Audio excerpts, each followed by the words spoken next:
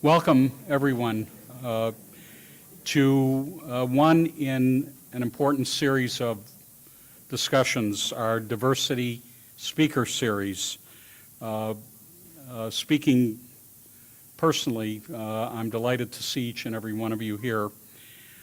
Today's lecture is hosted by the Diversity Advisory Council. Many of them are in the audience. And I thank the Council for everything they do, certainly for letting us learn this afternoon from an extraordinarily respected expert on diversity and academic leadership. I have the honor of introducing that expert to you now.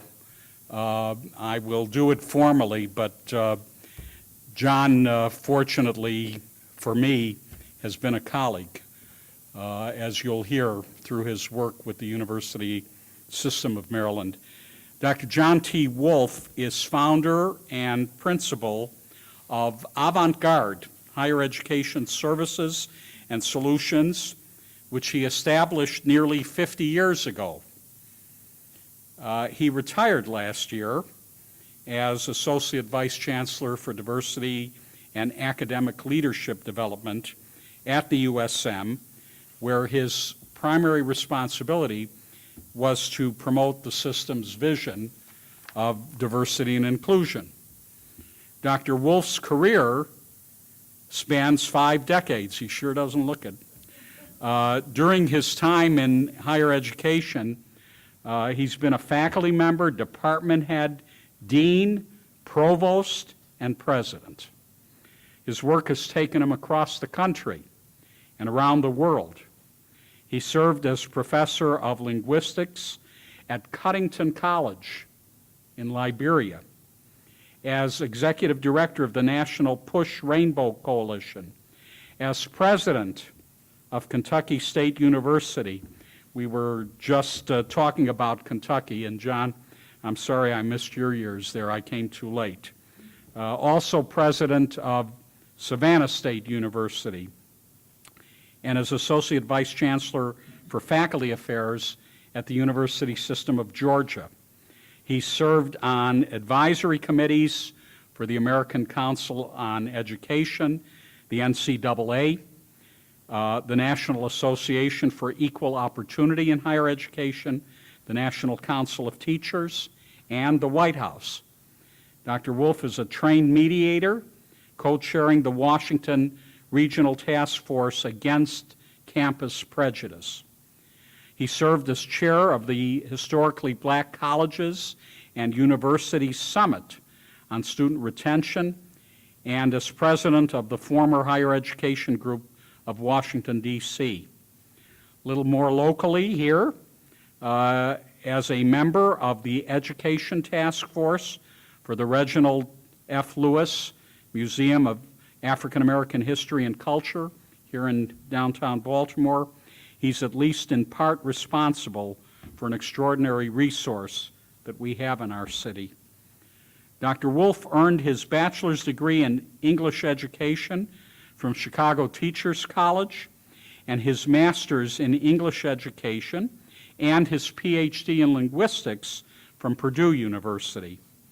With a keynote address focused on managing disruption, Dr. Wolfe will share with us how to cooperate and collaborate even when we disagree. There are other audiences you need to talk to as well. Please welcome Dr. John Wolfe.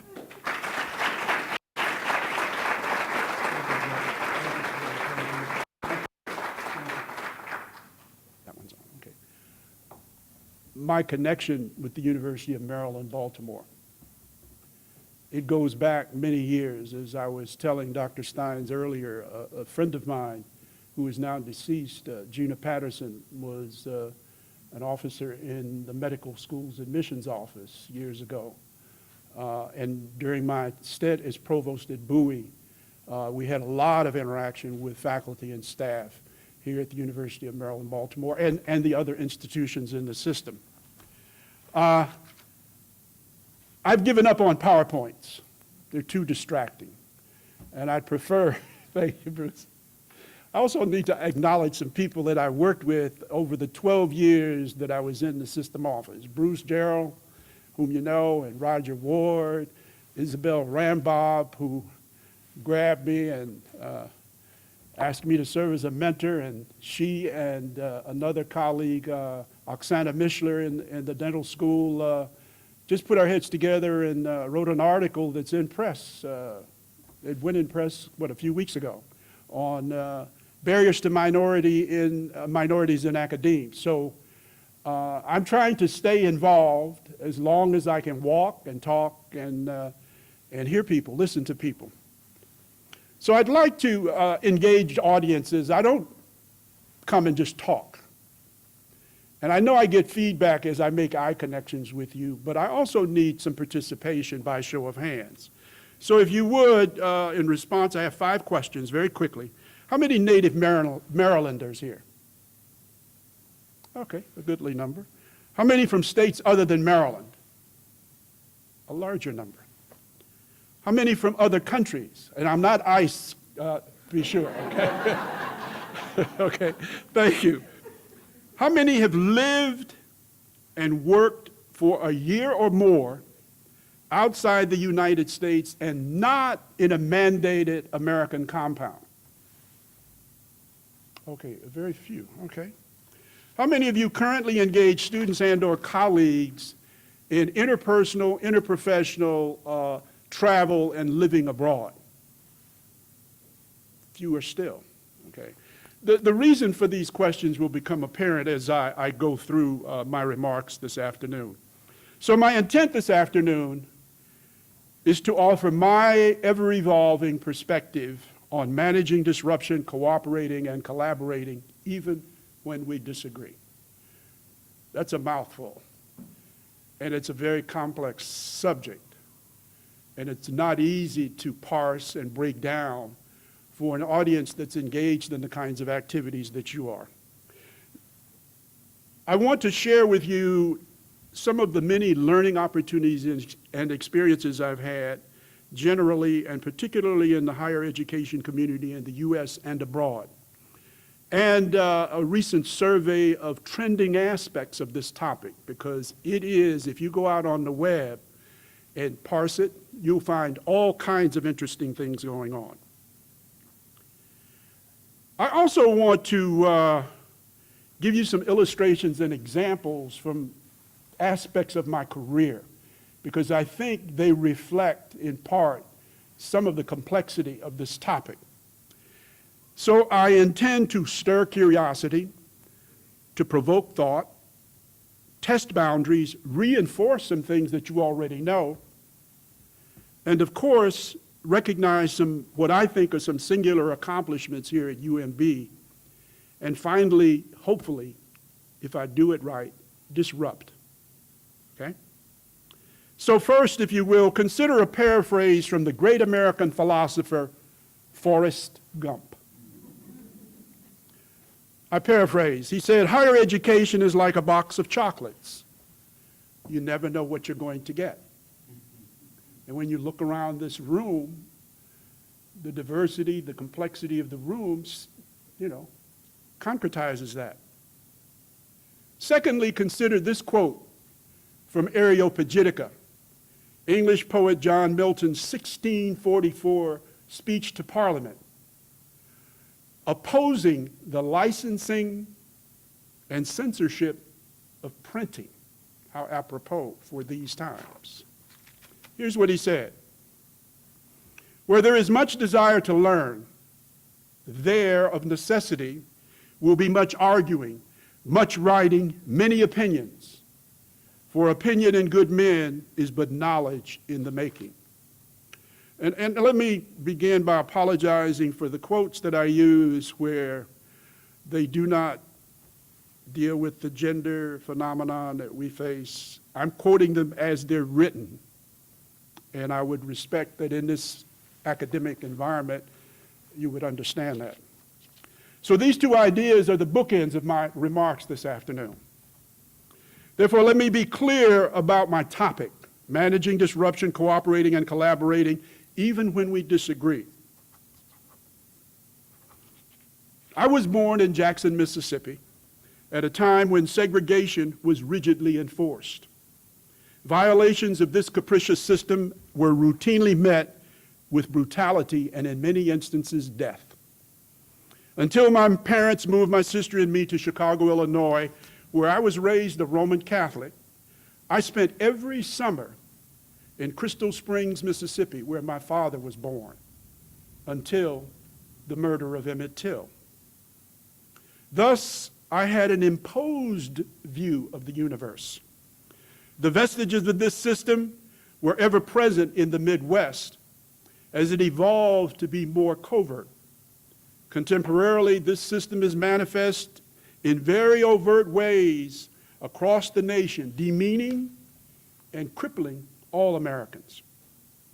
Over time and through exposure with people from around the world, I came to learn, though difficult at times, a very different universe and the opportunity to participate in it, though in many instances tempered by the system. So I submit, and I hope you can grasp this and join in recognizing it, I submit that the way one manages disruption depends on an individual's perspective. That is, the scope and depth of exposure to others outside one's milieu, one's coterie, one's family, the neighborhood, the farm, wherever one grows up. How that perspective is developed, how it is influenced, how it is shaped over time. The core values, the beliefs, the attitudes, the mores, the interpersonal competencies one acquires, carries, and applies in any context, not necessarily is what we were taught. And then again, they are what we were taught. We never really relinquish them. They get buried in the back corner of one's mind. Think Paul Laurence Dunbar's "We wear the mask that grins and lies. It hides our cheeks, it shades our eyes." We all do that throughout life. One has to do it in order to function in society.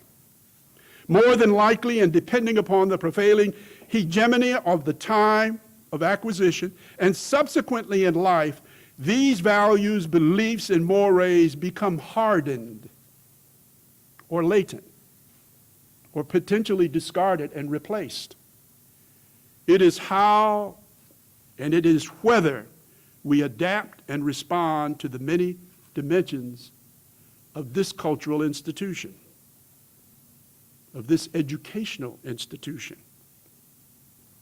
So as you process my words and ideas with your thoughts and references, and I hope you are, I want to reinforce something that many of you already know. Whether you believe it or not, you know this. Whether you practice it behaviorally here at UMB or not, only you can tell. I can see by your faces that some things are going in and resonating, and some things I'm leaving you behind. I'm too far up here or too deep in the weeds, but we'll get there. So this is what you know. You know that you signed up to support the core values, the belief system, the mission, the vision, and goals of this institution, the University of Maryland, Baltimore. Whether you like it or not, that's what you signed up to do, to engage that. Whatever function you carry out, regardless of the level, regardless of the scope of responsibility, when you came here and accepted your appointment, you said, I'm going to do that, unequivocally. So there's no relenting. If you relent, you got to leave. Because this institution cannot function and work without that engagement.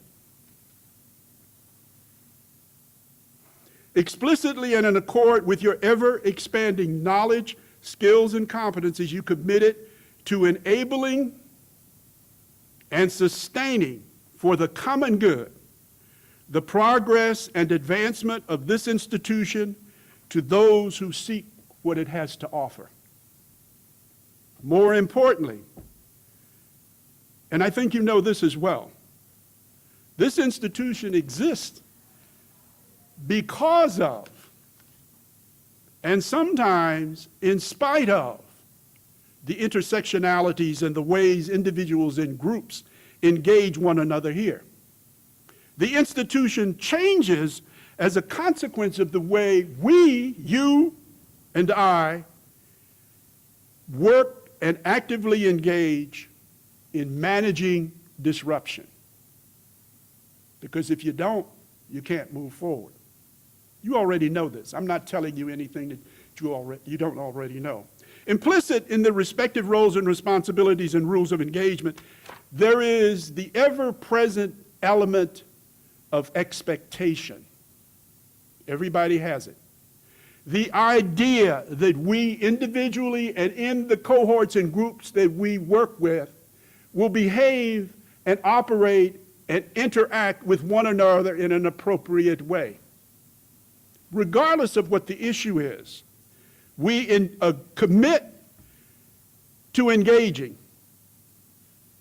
for the common good. But then there's this thing called disruption that upsets the apple cart with respect to those expectations. Because as poet Alexander Pope said,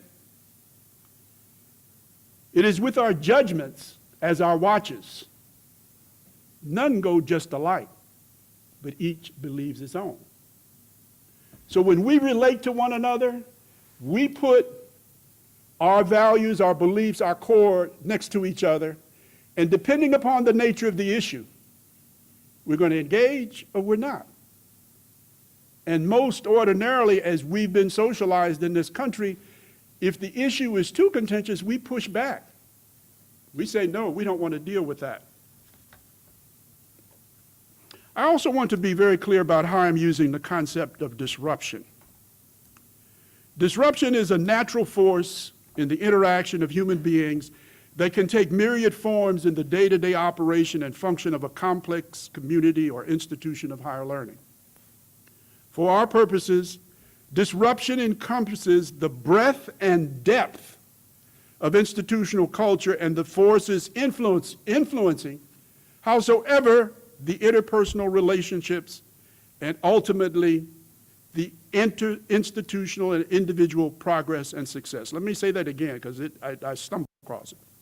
For our purposes, disruption encompasses the breadth and depth of institutional culture, regardless of where you engage it, and the forces influencing that culture,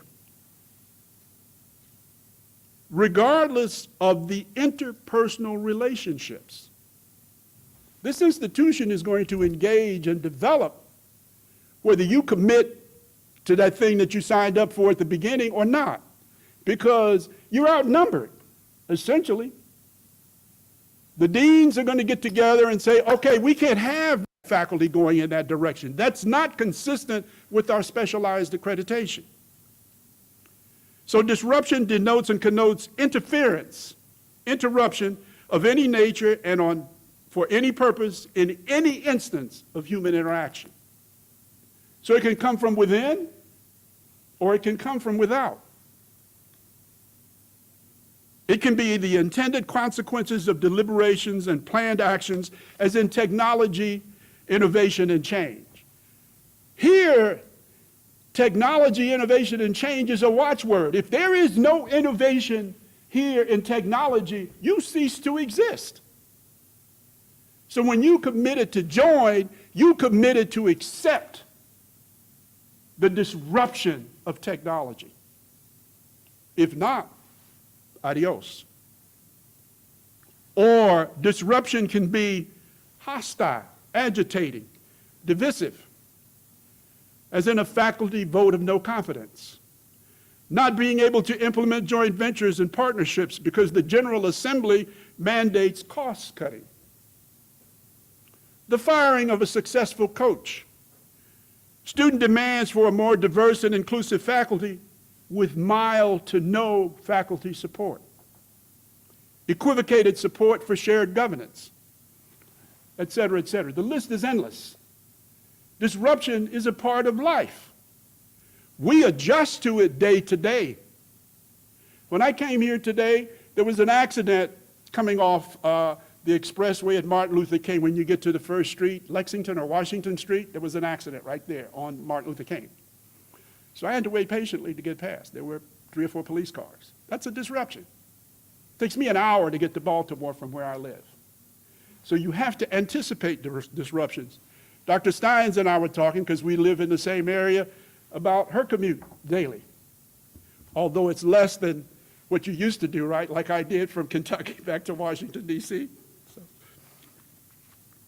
So I'm not here to ingratiate myself with anyone, but I have to single out your website and President Perman's councils and initiatives, particularly the Diversity Advisory Council, the Symposium and White Paper Project, because they constitute a solid foundation and basis for managing disruption, cooperating, and collaborating, even when we disagree.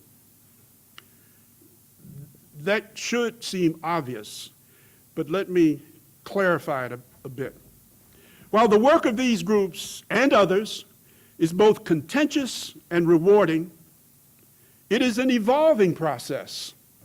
In the same way we acquired our beliefs and values, it evolved through exposure and experience, through the iterations of the meetings that we go to hear about whatever we're going to do, a white paper on cultural competence, which is one of the ideas I remember from your website, and I'll have more to say about that in a moment. It's an evolving process inspired by an enlightened leader and carried out over time by those who share the vision for instilling enduring values foundational to every institution that must change with the times. So in many respects, ladies and gentlemen, you don't have a choice. I mean, you can lock your heels and do what you're hired to do. Teach your class, advise your students, and go home. Maybe publish an article, maybe not. Or you can work on creating this piece of technology by writing a proposal to get a grant from a private entity who funds these kinds of projects. But you have to do something. You just can't come here and collect a paycheck every week. Now, I'm not being scolding. I'm just pointing out the obvious here. I open my remarks by stating that my perspective is ever evolving. So too is the process of getting to cooperating and collaborating, even when we disagree. Let me offer a few examples from my career, which may on the face of them seem not really related, but if you think about them, they are. Because over the course of my career, I have been a disruptor, actively. I've had to mediate, and I've had to mitigate.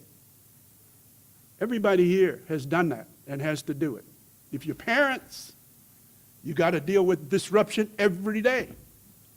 If you have a significant other in your life, you got to deal with that disruption. I had a friend tell me the other day, while I was on vacation, this presentation came up in the conversation, and I asked her, and I didn't expect a response. I said, what is disruption? She said, marriage. So, now, you don't have to be married to have the kinds of conflict that you have in a relationship between two people, right? So, and I had to think about that for a minute because it was very startling. She's a photographer. So I was thinking she was going to say something about equipment, but she just threw me a curveball with that. So let me give you some examples. 51 years ago this month, maybe even this day, I had been at Cuttington College in Liberia, West Africa, about 3 weeks. And you know, when you have your personal effects sent abroad, it takes forever. Well, this particular day I had gone to class, Came home, and there was this humongous crate sitting on my lawn. So I got my tools and proceeded to open it to take my personal effects out. Turns out it had been sitting in 3 feet of water for 2 weeks. So I'm a young man of 25. I reacted. I ran to the administration building to see the president.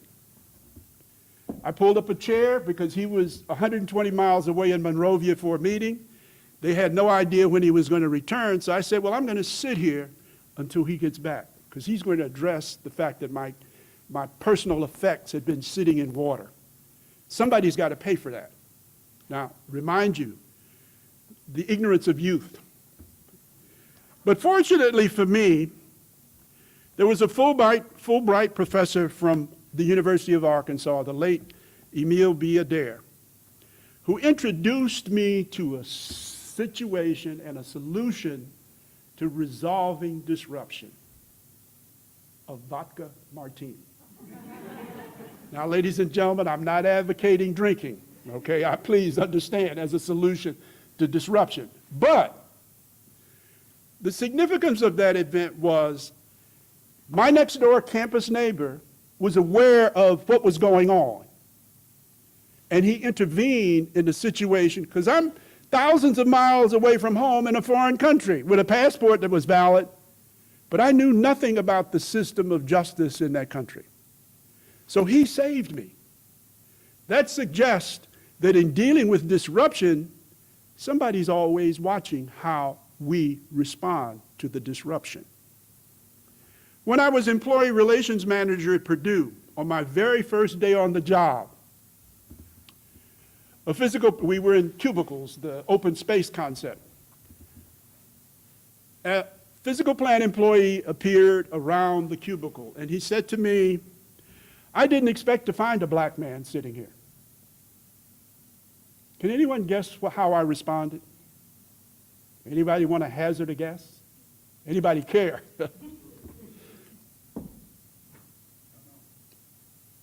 I said, good afternoon, how can I help you? So another way with dealing with disruption, because understand, that could have gone south or north or east or west easily based upon my response. I would have been, as the employee of the university, on the wrong side of the disruption, because the values that person brought when he came to seek help were potentially an impediment. So we're back to those values things. And we forget those. We don't. In your diversity work, I see it all throughout all of those white papers and initiatives. And I have more to say about that in a moment. When I had a fellowship, an NEH fellowship at the University of Texas in Austin, this was during the period of multiculturalism and diversity and the English-only movement in America. And I was there for a seminar on American English dialects. So there were 7 of us in this seminar, and one of the major proponents of cultural diversity cultural literacy at the time was Professor E.D. Hirsch, Jr. His noteworthy scholarship was called Cultural Literacy, What Every American Needs to Know, 1987. So he was speaking at Tuscaloosa. So this was when I was a disruptor. So the 7 of us bought these T-shirts that we put on. And much like this, it was a room about this size, and Professor Hirsch was up on a podium, raised platform, and we were in the front row. And after he was introduced, we stood up with our neon yellow T-shirts. And this is very irreverent, so I beg your indulgence. We stood up, and on the front of the T-shirt it said, "Does God speak standard English?" And on the back, when we turned around, it said, "No, she don't." Okay? So that's an example of disruption in a way that goes at the core of the values that Dr. Hirsch was trying to impose on the American higher education system. As president at Kentucky State, I had one of the most political boards that anyone could ever have.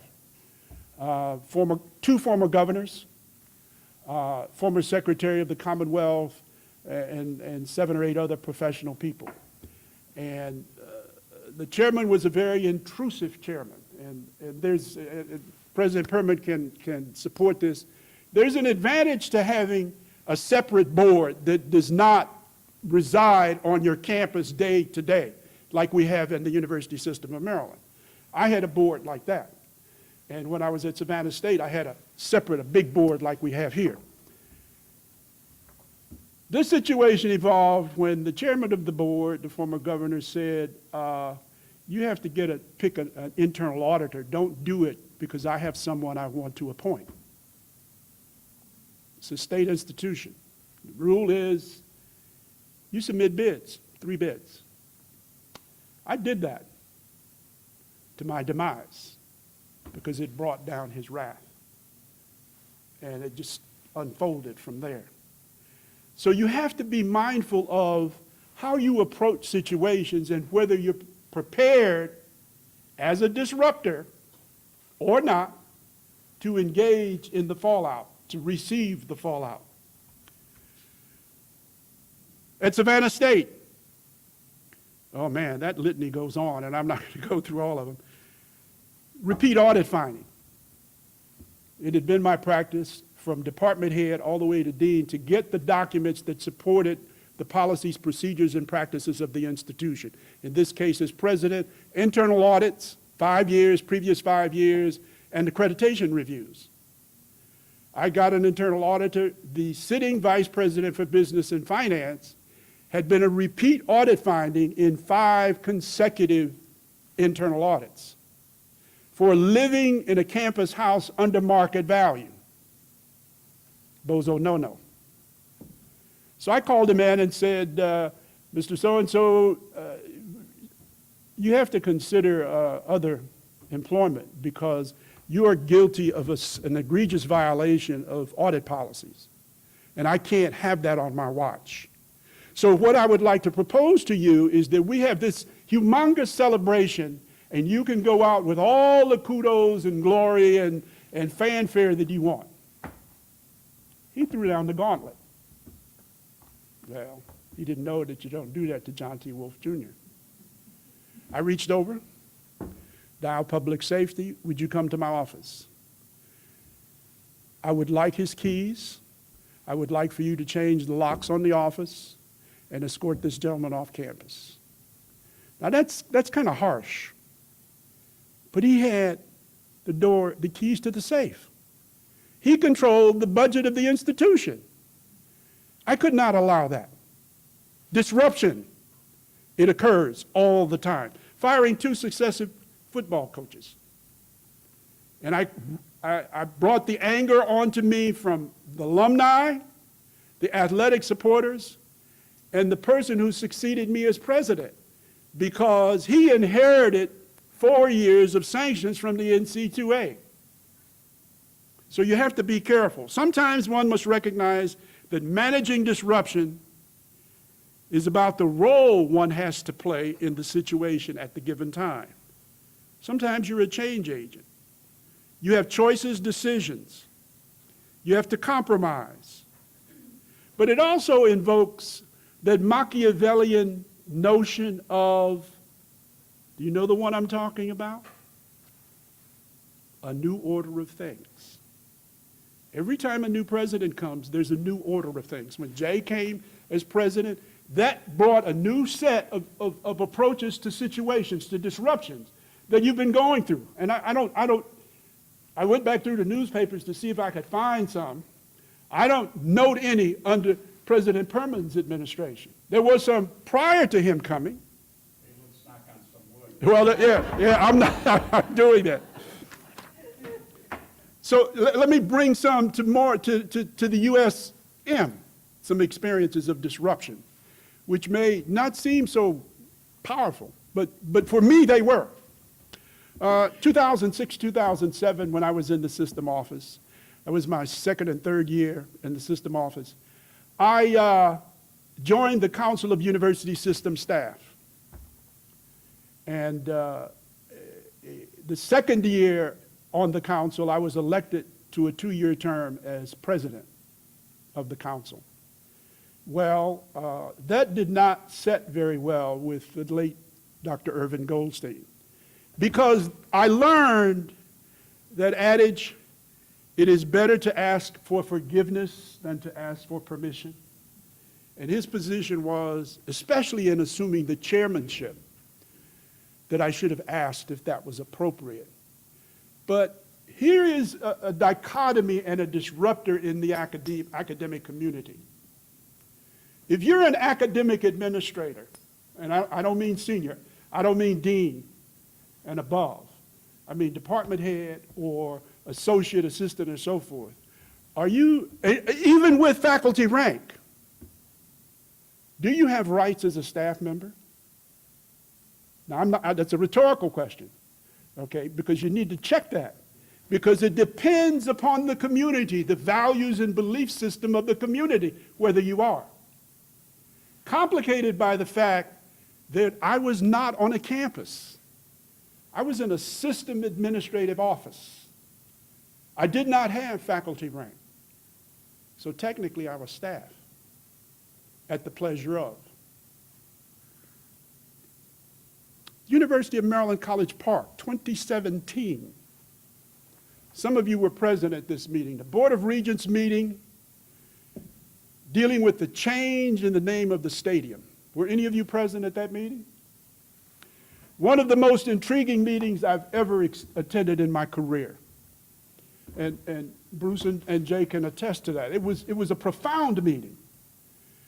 And it comes out of the fact that the regents, each one, spoke to a personal perspective on changing the name. And it wasn't an ideological kind of thing. It was a heart-grabbing, gut-rendering position. Some of the regents had grown up going to that stadium and could not even fathom why the name should be changed. It was a disruption for Wallace Lowe. It was a disruption for the Board of Regents. It was a disruption for the system. But there was something that happened that caused the regents to vote to change the name. That's a good example. And for those of us who were there, you could see there was tension in the room, all of the things that go on when the Diversity Council is deliberating on an issue related to this campus. And they have to go back to the president with the recommendation. And it's a recommendation that's very, very difficult to implement, to approach. The Maryland Higher Education Commission. And this is very complicated, but I'm going to simplify it. When I came to the system, the commission was working on a document called the 9 Commitments, which had to do with their response to the Department of Education in the way they're responding now under the HBCU coalition versus the state of Maryland on the desegregated system, on a segregated system. So 10 years ago, there was a report that should have been submitted in 2005 to the Department of Ed. It did not get submitted. For whatever reason, no one seems to know. Now, 10 years later, we have a coalition of HBCUs and alumni filing a suit against the state alleging a segregated system of higher ed. You know that the country's been replete with suits. Ayers v. Richardson, the Forbes case, and so on. And they go back even further than those two. So before I wind down here, I want to throw you a curveball. I want to be disruptive here. Maybe I'm not. What about diversity and inclusion as disruption? Have you ever thought about that? Diversity and inclusion in various forms and iterations has been going on since 1970. I did my first ever presentation to a board, what I call the Diversity Awareness Training Program to the Board of Regents at Purdue University. I still have, it's a big, thick manual like this that I put together when I was working in personnel. So we've had all kinds of iterations with respect to this concept, diversity and inclusion. And it helps and it gets in the way. And it helps and it gets in the way. So consider this. Let me read this, because this I think, without a doubt, there's disagreement on the matters under this concept. The clashing forces from the larger society, outside. Who do you want to pick? LGBTQ, minority students, women? Who do you pick? You got to have something on your agenda for all of them, or they're going to be up in arms. The petulant voices on campus, as well as statutory requirements. Forgot about that. Statutory requirements were administered by the Maryland Higher Education Commission that mandates that an institution on a yearly basis provide a report on its programs of cultural diversity. That's the whole breadth of what you do here. That's a considerable amount of work, considerable amount of extra work. Since 2009, MHEC, under that statute, has called for those reports, which go to the system office, get compiled, and go from there to the Board of Regents and then to MHEC. Having been the person who for 8 years was responsible for compiling the summaries, compiling a summary of the 12 institutional reports. And we had to issue a mandate they could not exceed 15 or 20 pages. All right? So once I compiled it into a 10 or 12 page report, it went to the committee, the Student Affairs Committee and Academic Affairs Committee on the board, to go to the Board of Regents and then to Annapolis, to MHEC.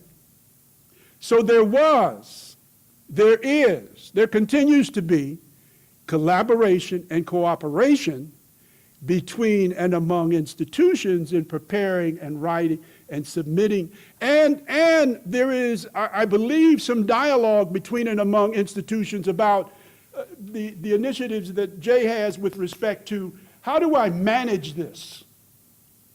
The array of councils and committees and advisories and so forth, they vary from institution to institution. I don't know if any of you have ever read. Any of you read those reports? I mean, outside of the people who have to read them, you know, Bruce and Jay and Roger, and maybe some other members of the committee. You need to look at those reports, because they're talking about you, ladies and gentlemen, whether you work in diversity or not. They're talking about, and they're saying that if you are an employee at the University of Maryland, Baltimore, you are engaged in supporting, regardless of what your function is, you are engaged through that function in supporting diversity and inclusion.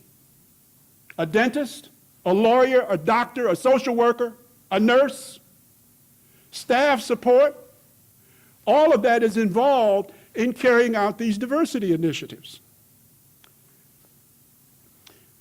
I raise this now. The difficulty, the disruption has come with MHEC, because during those 12 years, we could never get in the system office clarity from MHEC as to scope, format, content, and frequency of reporting, even though the statute had 7 very explicit requirements for the report, 2 of which to this date have never been submitted.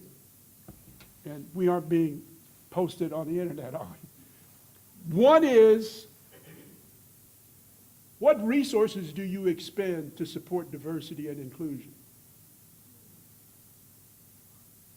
Disruption.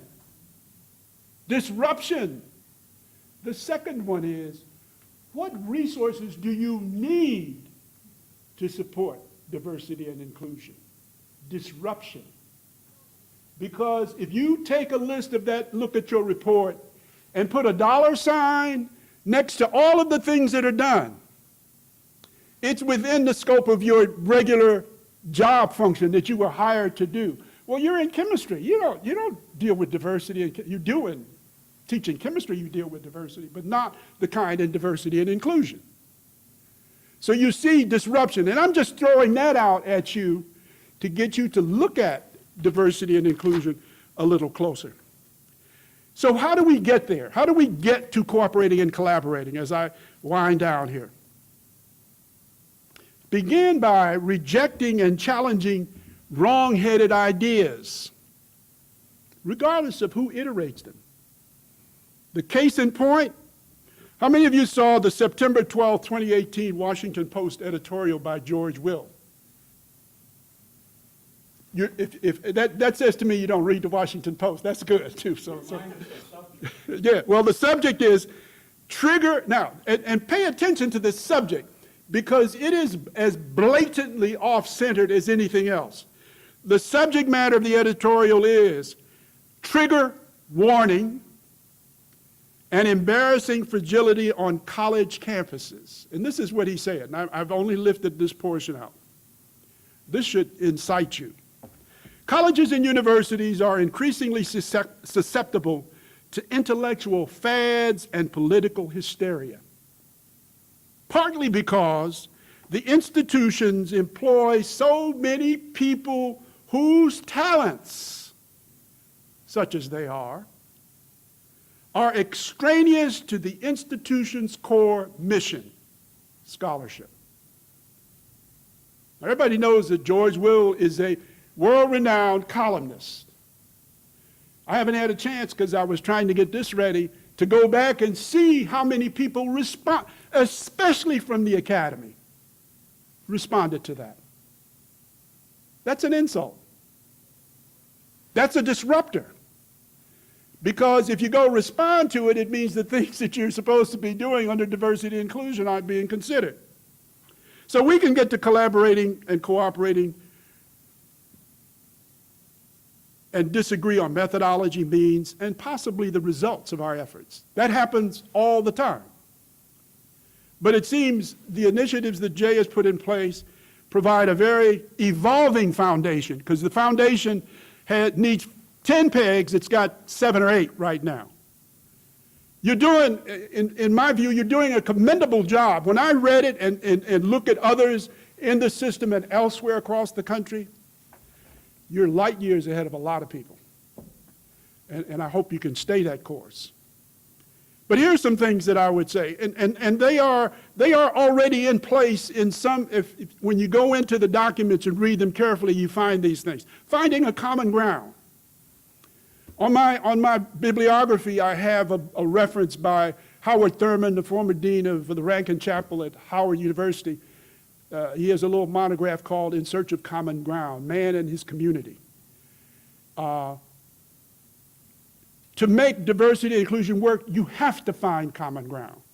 It's established by the values and principles of the institution, but when you get down on the operational level and people are coming from every place else in the world, there's a clash. So what is the common ground? Enabling and facilitating positive interactions among participants, creating a climate action group, determining and systematically addressing the barriers to cooperation and collaboration. What are they? You know, I came to work wearing a neon shirt today.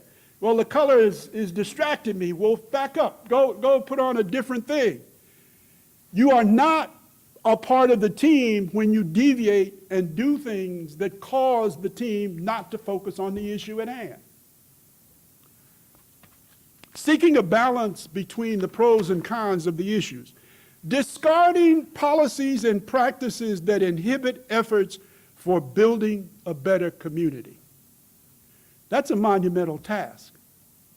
Who? Okay.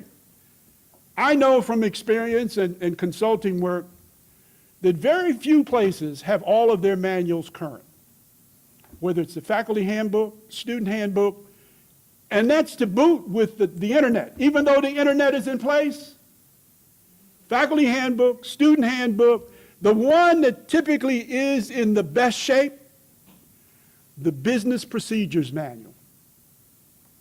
Why? Because you got to deal with the state's money. So the chief financial officer and the CIO pretty much are on top of those things. But all of them need to be in sync.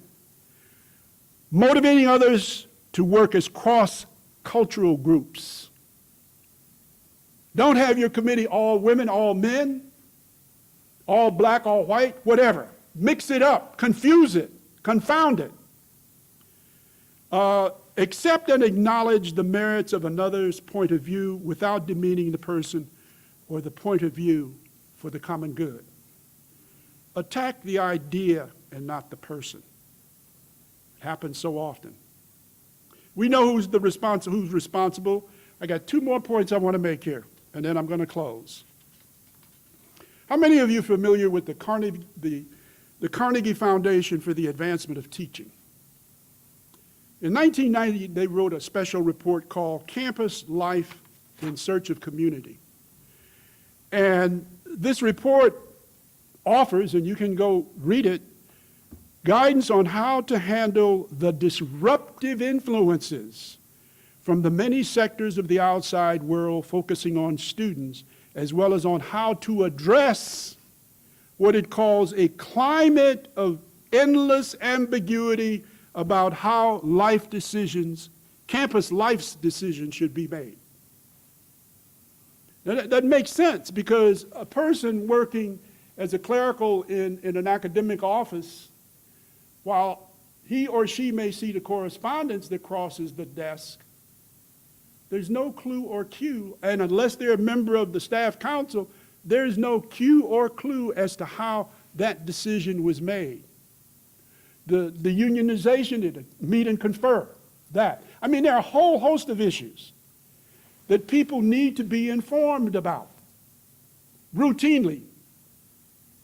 The book goes on to say, its purpose is to define with some precision, and this is the most important thing in the book, to define with some precision the enduring values that undergird a community of learning.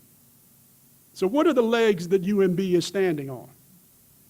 The professional schools, that's one thing. But those professional schools stand on something else that holds up what they're doing, and so on and so forth. So let me give you 3 of the 6 points, because they manifest themselves in the documents on the diversity segment. Let me give them all to you first. Purposeful, open, just, disciplined, caring, and celebrative. Now, all of those things are done here at UMB in different ways, but listen to purposeful.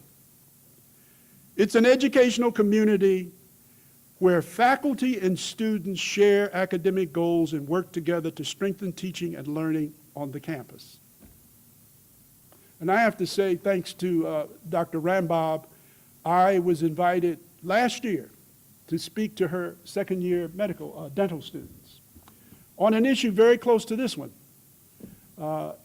conflict management, and how, as a budding dentist, you're going to manage conflict in your office. And this was an interprofessional activity that's essential to them and every student who matriculates here, learning how to deal with their customers and clients post-training and education. Medical school put in, the bedside manner thing, helping budding physicians learn how to deal with the patient and I mean across the board. These things are put in place. How do you deal with customer-client? And one thing that I got to as I concluded my remarks was the most important thing that everybody in this room has experienced. When you go to, and I'll stay with dentists since it was dental students, when you go to the dentist and have a procedure, and let's say it's an extraction, You're given something when you leave. You're given a prescription and a protocol to follow if there's excessive bleeding, etc. The importance of documentation in minimizing and, to some extent, eliminating disruption. Because who wants to come to their office the next morning when the patient you treated yesterday is sitting there fuming because they didn't follow the protocol that you gave them? Open community, a place where freedom of expression is uncompromisingly protected and civility is powerfully affirmed. A disciplined community. In many respects, this is perhaps the most critical of the six. That we have designed an approach to dealing with this and we're going to work through it. Those are three of the six that I think are most important. So let me close with this little story that you've perhaps heard before. And if you have, indulge me, please, because I'm an old man. I'm getting older, and things aren't going in as fast as they once did. It's a story of two mischievous adolescent boys who decided they wanted to trick the sage that lived at the end of town. Their plan was to capture a bird, small bird, and conceal it in their hands.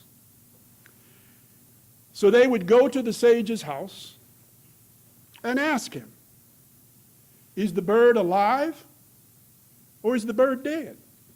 Well, they have it in their hand, right? And if he said it was dead, they'd open their hands and let it fly away. If he said it was alive, they'd crush it and throw it to the ground. So they proceeded to do this little crazy thing. And the sage was the only person in town that knew the history of everyone there. When a person was born, what the weather was like, when they didn't get crops or whatever, everything. There was no one in the town older than the sage. So this person had unimaginable wisdom and knowledge of the universe. So disruption. Two young boys are going to play a trick on a man, a person who knows the universe. So they proceed to capture the bird and go to the sage's house, which is at the end of the town. They get there and get to the bottom step of the porch, and they yell, "Oh man, I got a bird in my hand. Is it alive or is it dead?" No response. He's sitting there, rocking back and forth gently, shelling peas, as he has done for eons, just sitting there shelling peas, not even acknowledging their presence. So they go up on the step, and they yell again, oh man, I got a bird in my hand. Is it alive or is it dead?" Still, it's as if he didn't hear them, they don't exist, there's no one there. So they get to the top step and step on the porch. And they yell the same thing again, oh man, can you hear me? We got a bird in our hands. Is it alive or is it dead? And the old man just, again, he's gently rocking back and forth, back and forth. Sun setting, beautiful sunset. And to their surprise, without him even turning to them, he says, "I don't know if the bird is alive or if the bird is dead, because it's in your hands." Thank you, ladies and gentlemen, for inviting me to be here.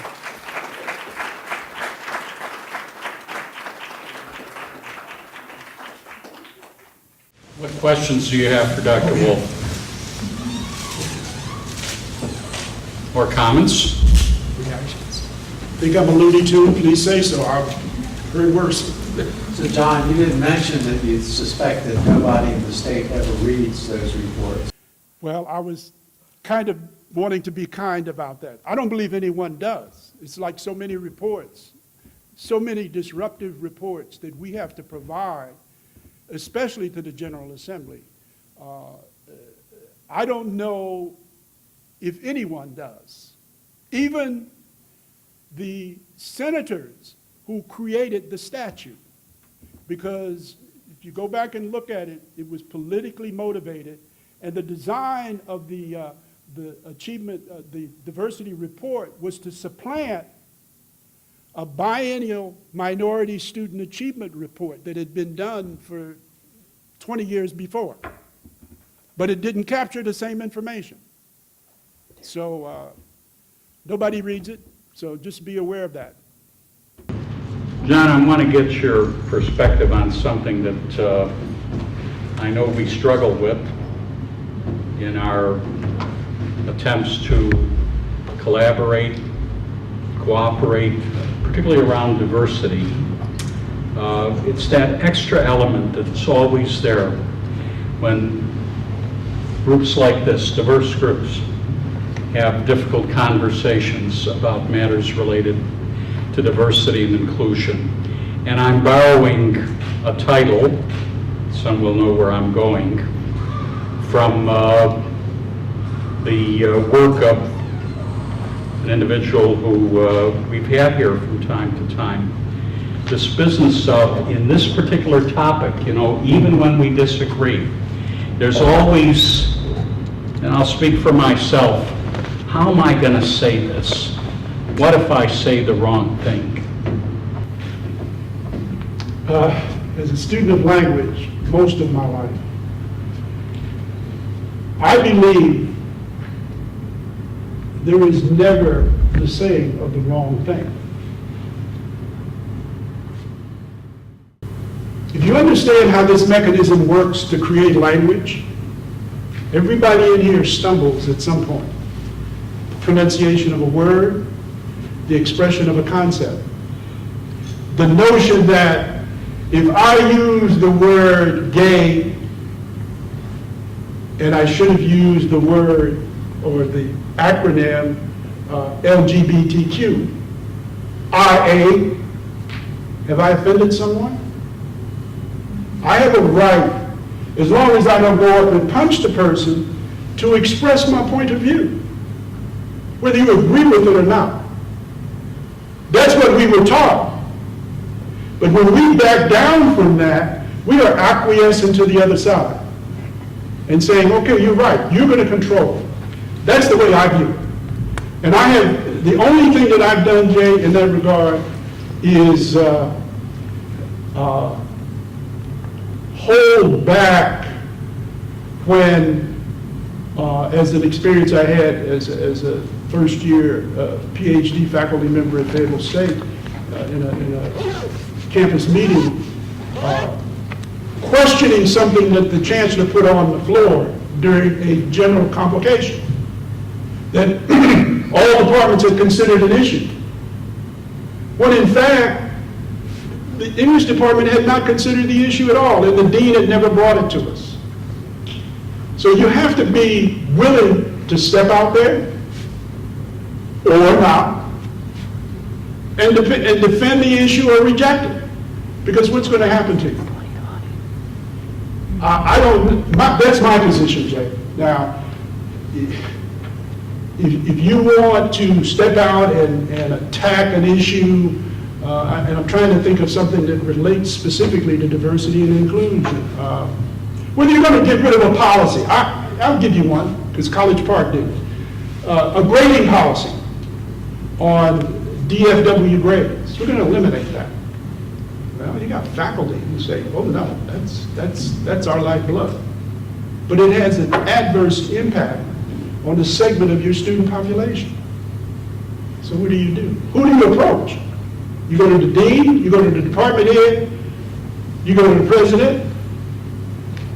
There are so many issues in diversity and inclusion that could cause one not to ask questions, not to challenge a point of view. Like that quote I just gave from George Will. I would say, and this is John Wolfe speaking, I haven't walked in your shoes and you haven't walked in mine, so you got to consider the context in which you want to engage and decide. It's your choice. Am I going to tackle it or not? Do I want this on my record? Do I go to the EEO officer and file a complaint because I've been sexually harassed?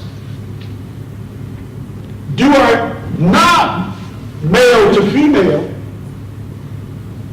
the other way around? I mean, there's so many issues here. And that's why I said at the beginning, the work you're doing is foundational work, and there's a lot more that has to be done, especially in a community as diverse as this, and it changes every academic year. New students, new faculty, new staff, new programs. So with them come a set of values that may not be what's operating at any given point. That's a long-winded answer to a very complex question. Any final comment? So what is your advice to do with disruption and multi-generational contacts as here in the campus? So you have millennials and baby boomers and Generation X. First of all, I think we need to deal with those concepts, which that's related to Jay's question. Those concepts don't have any boundaries, or the boundaries overlap. Millennial, Gen X. Somebody asked me, well, what are you? I said, I'm John T Wolfe Jr. What do you mean, what am I? No, where were you born? John for us should be an easy answer. So am I a baby boomer?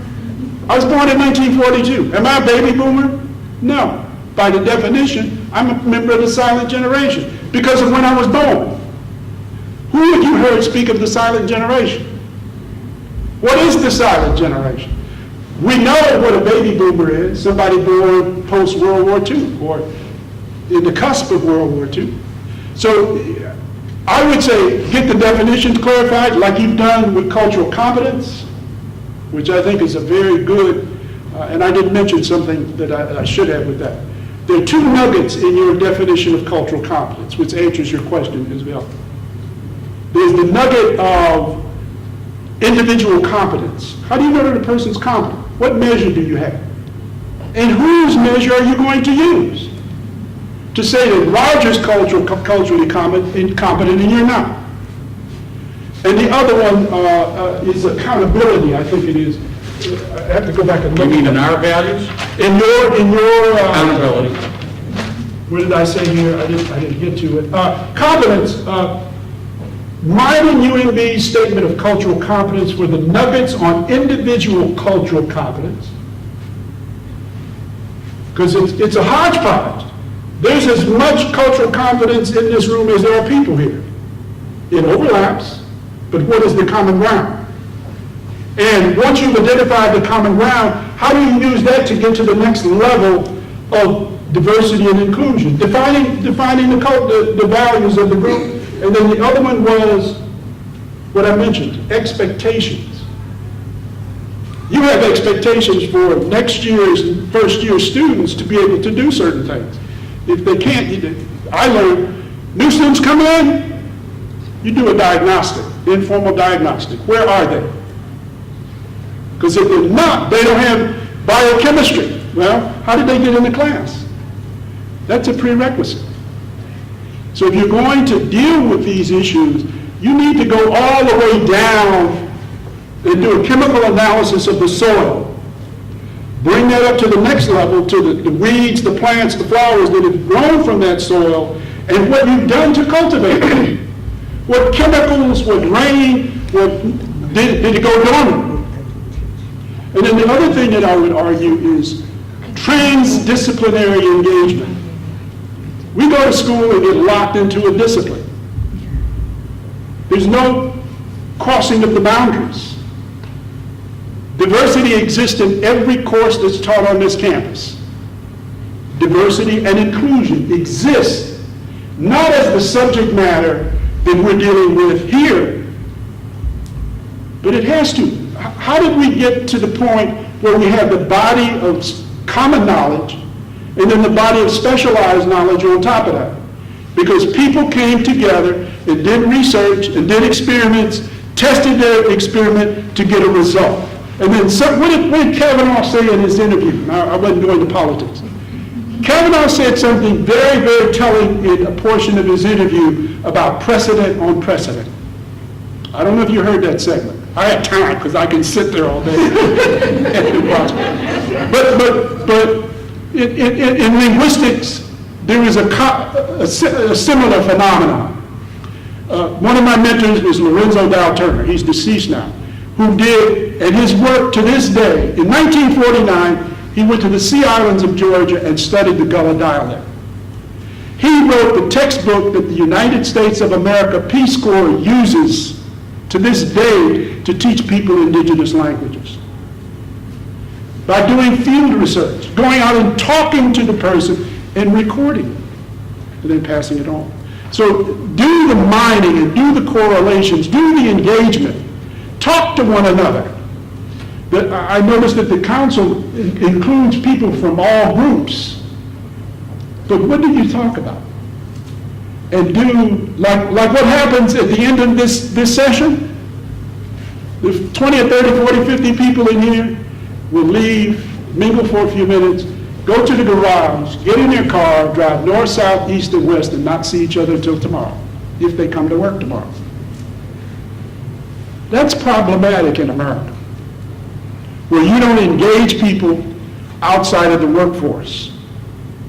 That's critical, because if you're not engaging outside, it means this is, to a degree, superfluous. And I work, even though I'm retired, I have 15 different people, young people that I'm working with. I don't associate with old people. People who are older than 50, I don't associate with. What am I going to learn from somebody who's 50 years old? Sorry, Bruce, and others who are 50. Bruce, you and I are not going to be in the reception. Oh, that's right, I forgot. Bruce is not 50. So I mentioned, Thank you, Jay. I mentioned reception, Yeah, okay. and I want to preface this by saying we're glad you came and provoked us. We're going to try not to be disagreeable out there, and people. Thank you, ladies and gentlemen. Thank you very much.